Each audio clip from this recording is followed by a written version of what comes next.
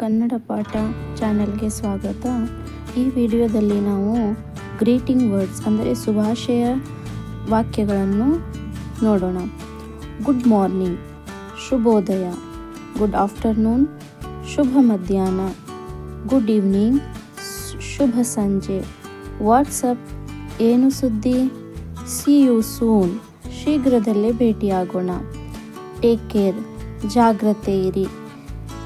ಈ ಸಣ್ಣ ಪುಟ್ಟ ವಾಕ್ಯಗಳನ್ನು ನಮ್ಮ ದಿನನಿತ್ಯದ ಮಾತುಗಳಲ್ಲಿ ಉಪಯೋಗಿಸಿದರೆ ನಾವು ಇಂಗ್ಲೀಷನ್ನು ಚೆನ್ನಾಗಿ ಕಲಿಬೋದು.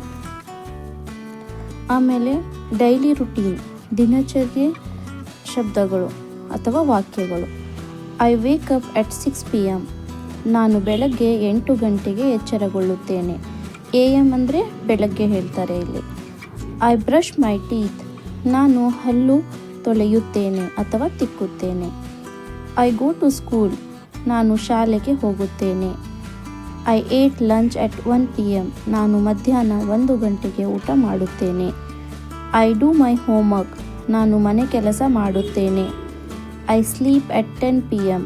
ನಾನು ರಾತ್ರಿ 10 ಗಂಟೆಗೆ ಮಲಗುತ್ತೇನೆ. ಎಮೋಷ್ನಲ್ ಅಂದರೆ ಭಾವನೆಗಳು. I am happy. ನಾನು ಸಂತೋಷವಾಗಿದ್ದೇನೆ. I am sad. ನಾನು ದುಃಖಿತನಾಗಿದ್ದೇನೆ. I am angry.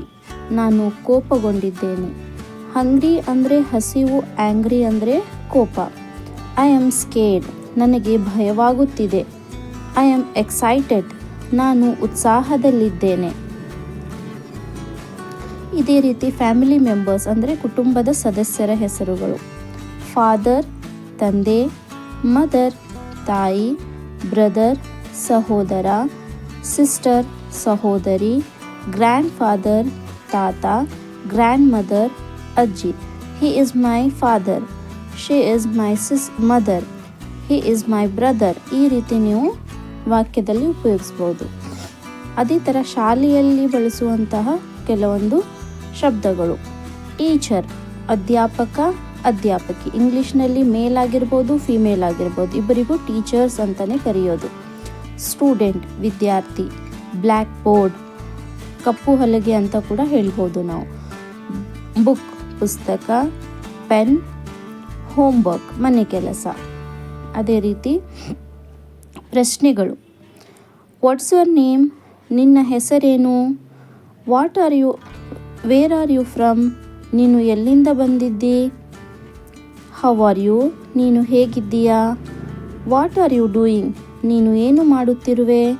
Do you need help, ನಿನಗೆ ಸಹಾಯ ಬೇಕೇ. Do you need any help, ನನ್ನಿಂದ ಏನಾದರೂ ಸಹಾಯ ಬೇಕೇ. ಈ ರೀತಿ ನೀವು ಪ್ರತಿದಿನ ಈ ವಾಕ್ಯಗಳನ್ನು ನಿಮ್ಮ ಜೀವನದಲ್ಲಿ ಉಪಯೋಗಿಸ್ಕೊಂಡರೆ ಇಂಗ್ಲೀಷ್ ಈಸಿಯಾಗಿ ನೀವು ಕಲಿಬೋದು. ಮುಂದೆ ನೋಡಿ.